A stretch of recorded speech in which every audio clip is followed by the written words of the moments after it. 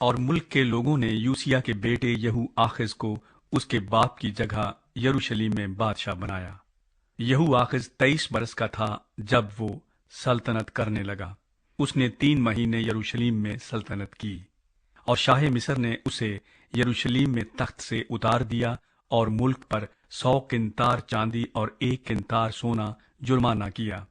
اور شاہ مصر نے اس کے بھائی الیاکیم کو یہودا اور یروشلم کا بادشاہ بنایا، اور اس کا نام بدل کر یہویقیم رکھا، اور نکو اس کے بھائی یہو آخز کو پکڑ کر مصر کو لے گیا۔ یہودا کا بادشاہ یہویقیم۔ یہویقیم 25 برس کا تھا جب وہ سلطنت کرنے لگا، اور اس نے 11 برس یروشلم میں سلطنت کی، اور اس نے وہی کیا جو خداوند اس کے خدا کی نظر میں برا تھا۔ اس پر شاہ بابل نبوکت نظر نے چڑھائی کی، اور اسے بابل لے جانے کے لیے اس کے بیڑیاں ڈالیں، اور نبوکت نظر خداوند کے گھر کے کچھ ظروف بھی بابل کو لے گیا، اور ان کو بابل میں اپنے مندر میں رکھا۔ اور یہویقیم کے باقی کام اور اس کے نفرت انگیز اعمال اور جو کچھ اس میں پایا گیا وہ اسرائیل اور یہودا کے بادشاہوں کی کتاب میں قلم بند ہے، اور اس کا بیٹا یہویاکین اس کی جگہ بادشاہ ہوا۔ یہودا کا بادشاہ یہویاکین۔ یہویاکین 8 برس کا تھا جب وہ سلطنت کرنے لگا، اور اس نے 3 مہینے 10 دن یروشلم میں سلطنت کی، اور اس نے وہی کیا جو خداوند کی نظر میں برا تھا۔ اور نئے سال کے شروع ہوتے ہی نبوکت نظر بادشاہ نے اسے خداوند کے گھر کے نفیس برتنوں کے ساتھ بابل کو بلوا لیا، اور اس کے بھائی صدقیہ کو یہودا اور یروشلم کا بادشاہ بنایا۔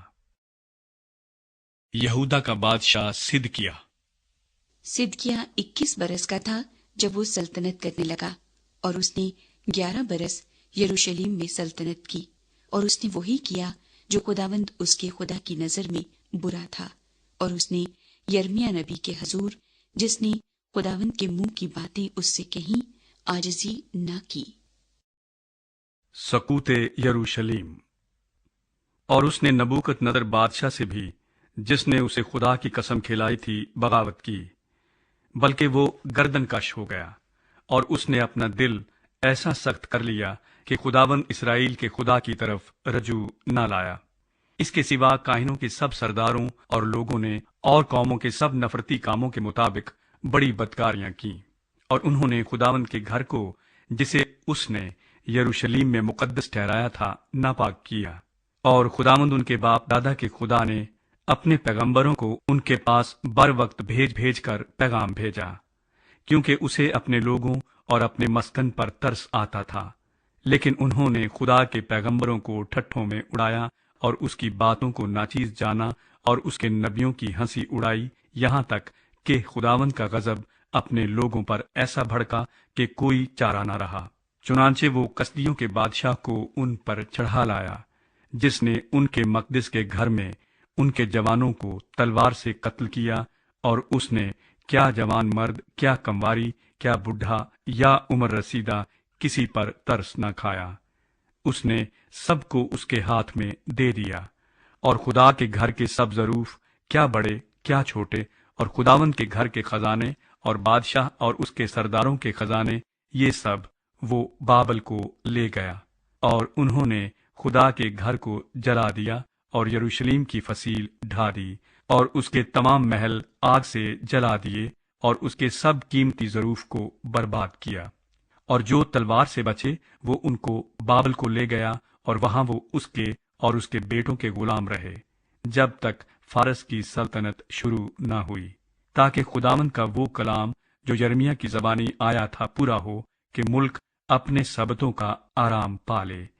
کیونکہ جب تک وہ سنسان پڑا رہا تب تک، یعنی 70 برس تک اسے سبت کا آرام ملا۔ خورش بادشاہ کا یہودیوں کی اپنے وطن واپسی کا فرمان۔ اور شاہ فارس کورس کی سلطنت کے پہلے سال، اس لیے کہ خداوند کا کلام جو یرمیہ کی زبانی آیا تھا پورا ہو، خداوند نے شاہ فارس کورس کا دل ابھارا، سو اس نے اپنی ساری مملکت میں منادی کروائی اور اس مضمون کا فرمان بھی لکھا کہ شاہ فارس خورس یوں فرماتا ہے کہ خداوند آسمان کے خدا نے زمین کی سب مملکتیں مجھے بخشی ہیں، اور اس نے مجھ کو تاکید کی ہے کہ میں یروشلیم میں جو یہودا میں ہے اس کے لیے ایک مسکن بناؤں۔ پس تمہارے درمیان جو کوئی اس کی ساری قوم میں سے ہو، خداوند اس کا خدا اس کے ساتھ ہو اور وہ روانہ ہو جائے۔